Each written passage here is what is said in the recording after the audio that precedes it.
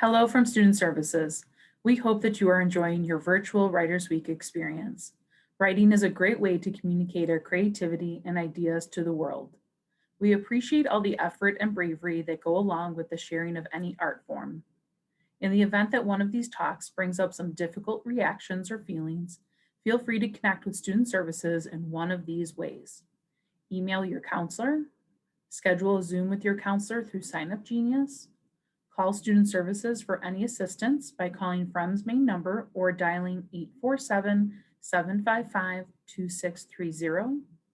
For a more immediate concern, an on-call person is available during blocks 1 to 4 on the Zoom link that has been posted to your class Schoology page or scanning this QR code. We would be happy to talk with you in any of these ways. Enjoy the week.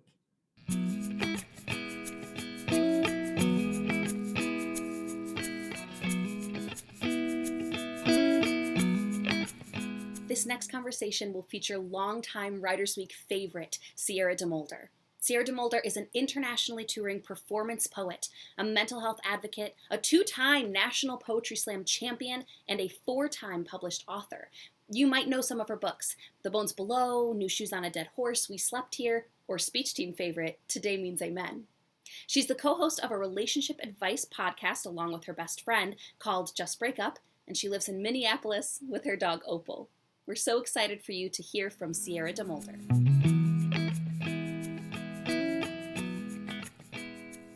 Hello, my name is Blythe Baird. Hi, Fremd. Hi, Writers Week, and I'm very excited to interview Sierra DeMulder today. Hi, Sierra. Hi, Blythe. How are you? Oh, jinx. I'm good. How are you? Good. Well, I will just jump right into our first question for you. Okay. So I do know this, but remind me how and why you got into writing, and specifically how you got into spoken word poetry. I was always creative. In middle school and high school, I was very drawn to the visual arts, but I would write a lot in a journal or write poetry privately. So I think I learned how to express myself artistically or creatively at a young age. And then when I went to undergrad, I went to my very first open mic on campus, and I saw someone there reciting a spoken word poem of someone else's. And it was actually one of Scott Wood's poems. Remember Scott Wood? Yeah. Anyway, so I heard that poem, and that poem happened to be, I don't remember the title, but it happened to be conversational and really energized. And that's the first time that something clicked in me that poetry, or at least the way that I had been presented poetry in education, it didn't have to be so rigid or regimented, that it could be incredibly dramatized or expressive, or almost like a monologue. You know, I was also in theater in high school, so I'm very drawn to the theatrics of spoken word. So anyway, undergrad was happening, and I started going out to some slam poetry events and things like that, and I started writing, and I just was enamored by it. I think you and I in private conversations have expressed how intoxicating spoken word can be, especially for a new listener and a new writer. I remember just being obsessed with it, just obsessed. I couldn't get enough. I couldn't write enough. And that sort of like obsession really led me into my career, a career that I never truly meant to create.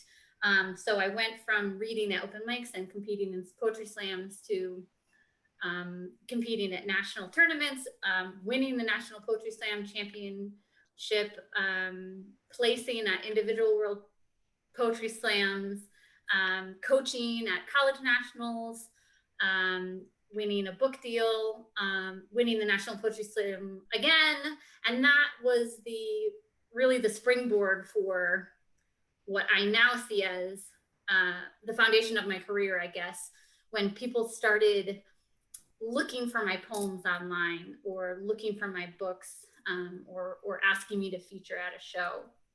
So this was back in 2009, and YouTube wasn't really the tool that it is today, or the tool that it was when you were coming up, in the poetry community.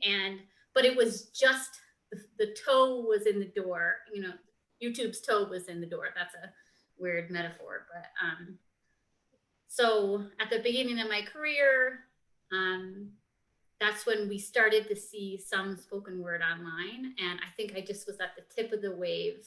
And that really helped push me into publishing more books, touring internationally, starting a summer poetry camp for high school students, and so on. So I don't even remember your questions. So it's like, how did I get the spoken word?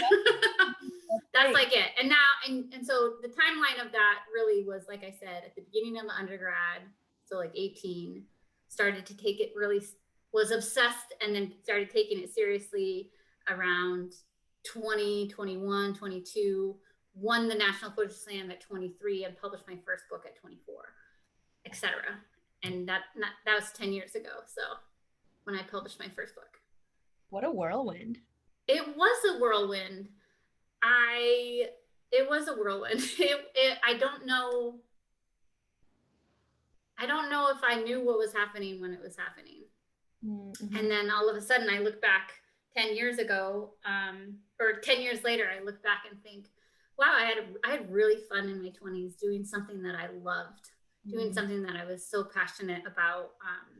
So yeah, it was I feel very lucky to be a professional writer in whatever capacity that has manifested in my life. Oh, I love it. And you were and are so good at it. I remember seeing the Mrs. Dahmer YouTube video, one of your most iconic. Thank you. And yeah, and didn't you get like a perfect 30 on that? Like one of like the best scores ever? She's a legend. Yes. That poem, just small trivia for you, Blythe. That poem has got a perfect 30 at every national tournament that it ever competed at. I don't know what it was about that poem. It struck people, and it was fun to write. So cool. Oh, loved it. Yay. Okay, cool. Thank you for answering that. So that leads me into my next question. Okay. So a lot of work as a youth educator. You have taught all age levels. You founded Slam Camp, and also you've curated a lot of youth poetry programs. So why do you believe that poetry is so cathartic and impactful for young people in particular? Yeah, that's a great question. And just for context for our wonderful listeners, I ran Slam Camp, where you and I met, for 7 years. It was a week-long summer intensive sleepaway camp for high school poets. And that's really where I fell in love with spoken word in the classroom and spoken word in the realm of young people or young adults. I think it's particularly powerful for teenagers, for high school students, because that is a challenging time in everyone's life. Even if you are the coolest, most popular, most suave, like don't even want to be here in this assembly type of cool, this is a tricky time in everyone's life, because there's a lot of things coming at you at once, and it may be the first time that you experience a deep love. It's the first time that you experience maybe a mental health crisis or mental illness. It's a time of a lot of pressure, and you're also struggling to find that autonomy and that identity in yourself, but also in the realm of school and your parents and your friendships or whatever. So I also, like, slightly tangentially believe that young people are some of the most intelligent, intuitive, progressive, powerful minds in the world, right? That we as a society really underestimate young people, and look down upon youth as though lack of experience automatically equals lack of insight. And that's just something I don't agree with. So not only do I believe that spoken word is an essential and powerful tool to young people for them to express themselves, to empower, to educate themselves and others, to feel less alone during a time in which maybe you're feeling really isolated or feeling like you're the only person who's ever experienced this. I also believe that young people deserve to be listened to. And so spoken word as a platform for young people to share their experiences or their insight is so powerful for educators, for lawmakers, for their peers, and for their parents and their families to really understand what's going on. I could go on and on about just how empowering it can be to write a poem. And that might sound like a little cliche or maybe just like not up somebody's alley, you know? But all like mental health therapists or counselors out there talk about the power of articulation, the power of journaling, right? Just to get your mind clear, to get your thoughts in order, to find out what you're really feeling through the hubbub of your mind or whatever. And poetry is that. Poetry is literally just putting words to paper, clarifying an idea, clarifying a feeling. And that's power. If you can figure out what you want to say, if you can figure out what you want to feel or what you actually feel, that's like the tip of the empowerment iceberg is articulation. Totally. And I think that a lot of high schoolers, are dealing with a lot of heavy things, a lot of darkness in themselves. And I think that spoken word is one of the only outlets that doesn't shy away from that type of thing.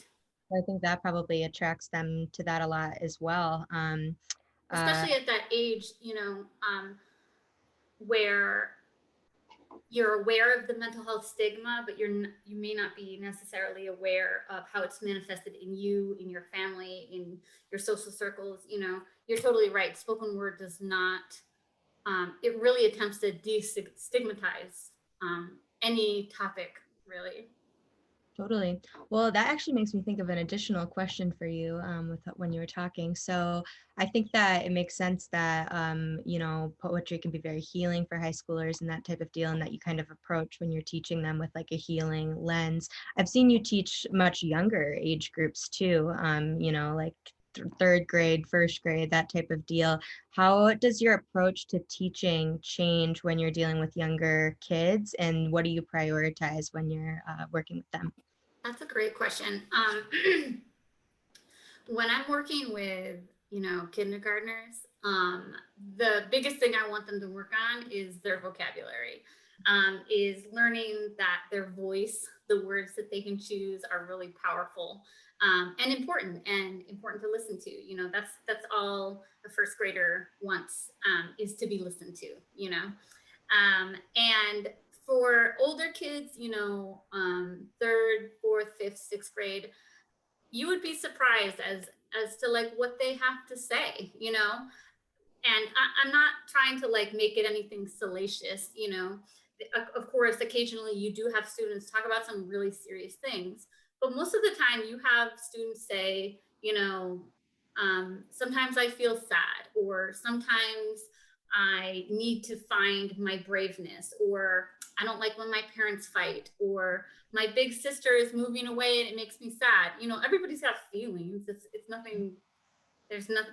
That's like the most universal thing in the world. And again, if you go back to the root of poetry, at least the purpose is, for me, it's pardon me, it's giving people a space and an opportunity to express anything if they want.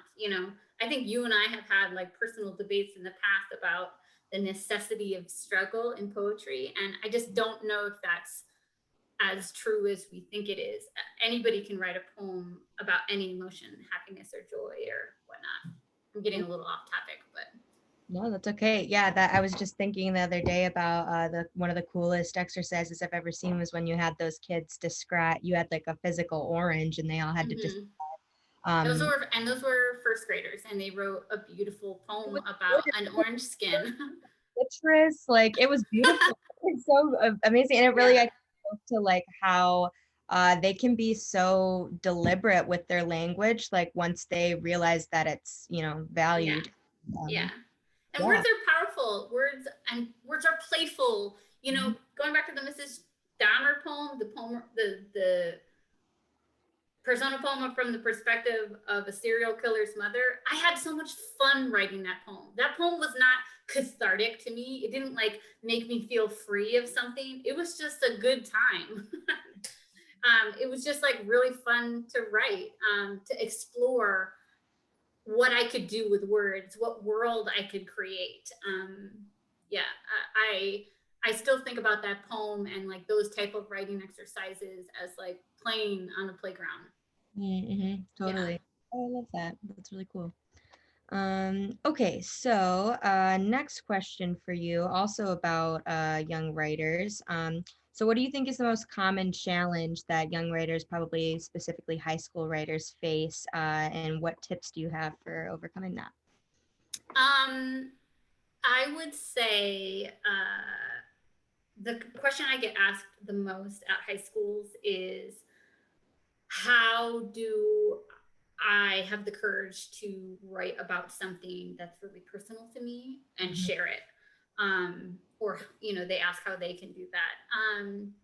And for me, I think that at this point, I'm really used to being an open book about my life. That's a muscle that I've grown over the years. And when I was younger, it just came weirdly naturally to me. Maybe because I didn't grow up on the internet, I don't know what it's like to be looked at all the time in that way. I didn't grow up with that sensation. But I guess the biggest piece of advice I would say to that adversity is, what's making you think you can't write it isn't real. Those feelings are real, that anxiety or that shame is real, but the lie that they're telling you that you can't write it, it's a lie. You can write it. You can say whatever you need to say. You don't ever have to share it. You don't ever have to read it. You can burn it later, but your anxiety and your shame or your hesitation to not put those words on a paper or write that poem, they want you to stay isolated. They want you to feel like you can't say what you're burning to say, but you can. And it just starts with a Word doc or a pen and paper, and you never have to share it again. The first obstacle is always in your head, I guess. And you have permission to write whatever story you want. It's your story. It's your experiment. It's your playground. First, give yourself permission, I guess. Oh, I love that. That's really good. Okay, I want to talk about some other creative ventures you've done. So a really big, really cool project that you have gotten into over the past couple of years has been the Just Break Up podcast. We love it. Go listen. It's very good. Thank you. So I was wondering how you got into that project, how that idea was formed, and also how your background in poetry and creative writing informed the advice that you give on the show. Yeah, so like Blythe said, I host a podcast called Just Break Up. It is a relationship advice podcast. We answer letters from people all over the world, and we are now in partnership with Spotify, so you can exclusively listen to Just Break Up on Spotify. Every Monday morning we have a new episode. But I got into that because I kind of started to feel a little burnout in the creative writing world. Real. And I didn't know what was next in my life. I just had a terrible breakup. And I didn't know, I needed to do something creative that was joyful again. And that was for the sake of creating something. I think you and I have talked a lot in the past about the commodification of our writing process, that once you associate your writing process with how to pay your bills or like the success of your poem versus the actual genuine act of creating it, it can get really sticky. And I don't think I I don't think I was a sellout by any means, but I definitely got burned out a little on writing and just haven't had the drive to really dive back into that world yet lately. So I started Just Break Up, the podcast, as like a fun passion project a couple, 2.5 years ago. And now we are in the top 200s of the Spotify charts of all podcasts. Wow. Cool. Yeah, so we got over 1 million streams this month. Not this month, but in total. And that's really, I've really enjoyed that. That has been so creative for me and so cathartic and so fun. And I think that my writing career actually led me to this. It might not seem very obvious, but basically my best friend and I talk for an hour and a half straight. We answer letters and it's all freestyled. It's all, improv. And I think learning to be a public orator, a public speaker, and somebody who is particular about their words, number one, but also number two, who can improv a poem intro on stage or perform in front of 200 talking students in a cafeteria. Like that all, performing and touring internationally, like for 7 years, really led me to be able to be a very confident speaker, and one who can kind of just like go off on my own thoughts or whatever.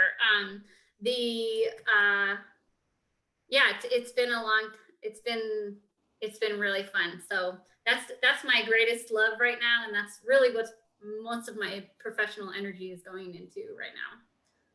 Yay. So yeah. I think that's such a great example of allowing your creativity to guide you and not getting yourself locked in a space you don't want to be in. I think that's really that you move forward with the podcast, and that it feels fun and that it feels good. I think that's the most. It's definitely like filling me up creatively and emotionally, I think. I should probably get some poems time wise. Oh, real? I didn't even realize that. I know. I told you and I could talk for like 30 years. Okay. I will just read like 10 minutes of poems and then I'll get into interviewing Blake. Sound good? Sounds good. Okay. The first, I'm just going to read some poems that I've written over the last couple of years. As I said before, I've been sort of transitioning away from performing full-time into performing part-time, into performing very rarely for very special people like Blythe and Friend. Last summer, I had the privilege of writing a poem for my two friends, their wedding. So I'm going to start and end with a love poem. For context, the two, when writing this poem, I asked my friend about like anything special or significant about their relationship. And she said that when they first started dating, they saw Halley's Comet, which comes around every 42 years. And my friend made a joke that she would still love her partner the next time it came around. And also her partner has a tattoo on her arm of some bones, and it's in reference to a lyric, "I'll still love you when I'm bones," in honor of their relationship. So I wrote this poem. In 42 years, when Halley's Comet returns to dance around the earth once more, and we now pass the time complaining about too loud music or too little Social Security, and the years we spent mothering chickens, babies, dogs have long been replaced by water aerobics. When our joints creak and sigh like old rocking chairs, and our skin is wrinkled into a topographical map, each vein a river, each age spot the summit of a mountain I have kissed or climbed. When our bodies no longer incite that lust-filled hunger, but instead the feeling of being full, being home. When our days are thinned like dough rolled under our fingers, and the blush of our youth has been called home for supper. When we are old, not just in years, but in newness. When there is nothing more to find out about each other, together so long I could paint your face in the dark, recite from memory the way your breath untangles itself from the day as you sleep. My love, in 42 years, When Halley's Comet comes again to yawn her coy song over our backyard, I will take your hand, lean into your sagging neck and whisper, I told you so. I told you I'd love you this long. But if by some cruel cackle of the universe, I am not there to squeeze your hand, if the earth takes me before the sky has a chance to prove me right, my darling, I'll still love you when I'm bones, when I am air, when I'm made only of stars. Woo! Thank you, thank you. Okay, so I'm gonna read 3 poems in a series, and then I'll close out with 1 poem. These 3 poems are written about my grandmother, who I had the honor of caretaking for as she passed away during her hospice time. And so trigger warning for death and disease. And I'm gonna read the 3 of them in succession without stopping. When my grandmother waits for death in the other room, her lips cracked as brown sugar, her fingernails moving in sleep against the buttons of her nightgown, the women of my family play cards. They forget to eat, cry about past lovers, sort bills and outdated subscriptions. We sit on the floor, taking turns massaging out the grief, answering worried phone calls from friends, neighbors, clergy who sloppily soak the phone with their regret. I should have called earlier, but the holidays, you know. There's a camaraderie among women and death. Both know how to become a vigil, to be both busy and still, an usher from one theater to the next. One sister drove through the night. One daughter wore the same clothes for a week. I was wrong. My grandmother isn't waiting for death, instead drifting in and out of a much softer word. It is the living who wait, who count the hours, the morphine doses, the last request for ice chips. Yes, it is the living who wait, with their card games and their tears and their own hushed regrets from all the times they had nothing to wait for. My grandmother moans in pain like a woman in labor, except the woman is sick, so the wails are less like a siren and more like the reticent opening of an old door. She gestures at her side for the 100th time. Here is where it hurts, and we can do nothing but tell her again and again the morphine will work soon. We are the rich dropping change into the open, wanting hands of the deprived, throwing tears into brine, her organs loud in the room, workers who have done but one job their whole life only to be laid off, her bleating, the kind of sound I imagine trees make inside when cut for lumber. No amount of narcotic can catch up to the pain.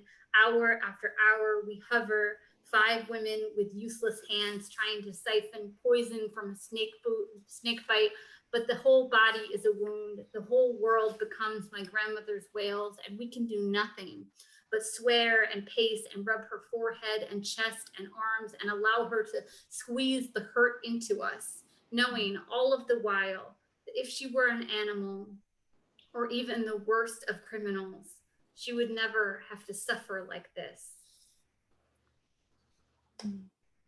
Hours before dawn, I read Mary Oliver poems to my grandmother, my feet propped on the childish railing of her hospice bed, my thighs turned pincushions, until my voice is hoarse, not nearly as dry as the graying woman beside me, being taken slowly not by cancer, though it has been cruel, but by the slow hardening of dehydration. I read about black bears, sticky with honey, and roses, their expanding faces unfurrowed by such living frivolities like fear and importance. I must tell you, everything is a poem when you are, every poem is about death when you are reading to the dying. Even common words shrug off their working clothes to reveal their true evening desires. Occasionally, my grandmother would raise a spotted hand and ask me to repeat a line, as though it were a sunrise or a candy she wished to savor just a bit longer. Mary Oliver once wrote 3 poems about her dying friend, but they were really more about what particles on earth were shifted or repurposed when that soul was called home. Do we just stop, like the hard click of a cassette player, or do we close our eyes for a moment only to open to new scenery, a new but familiar form, like a mama fox or one of her kits, or a snowdrift yawning over a field? Her eyes were closed by the last poem, so I softened my voice to a whisper. My grandmother's breath slowing, deepening, a stream becoming a river. My final words, barely a whisper. Without opening her eyes, my grandmother says, "You're drifting away, or maybe I am." I think it's both of us, I say, and then her sleep is real.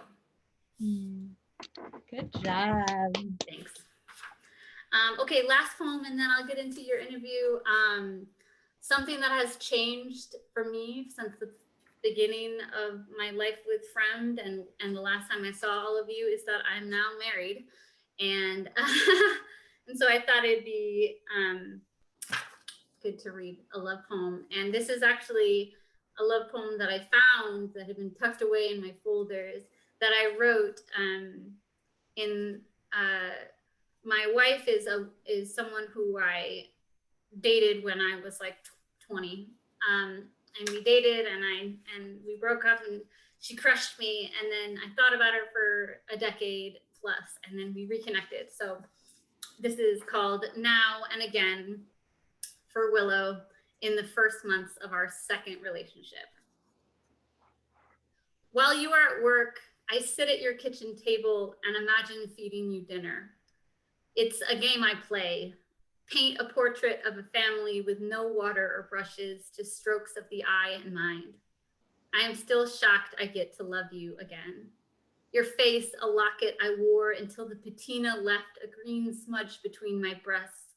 I measure our time apart, not in days, but in 2 presidents, a birth, a lanyard of funerals, bodies swallowed by dirt or rolled like bread into an incinerator.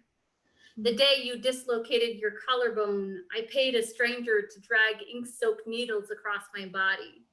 The day you closed on your house, I latticed my first pie crust and watched the leaves brown. We almost forgot each other. I fall asleep on your chest now, again, its familiar drum, a mother's singing heard for the first time outside the womb. I love how your body has shown me I love how your body shows me I was gone. The shy cackle of crow's feet, that new scar, the garland of grays haloing your forehead, crocuses sprung from a winter without me. What an iconic love story. Oh my I goodness. knew you'd be a sucker for it.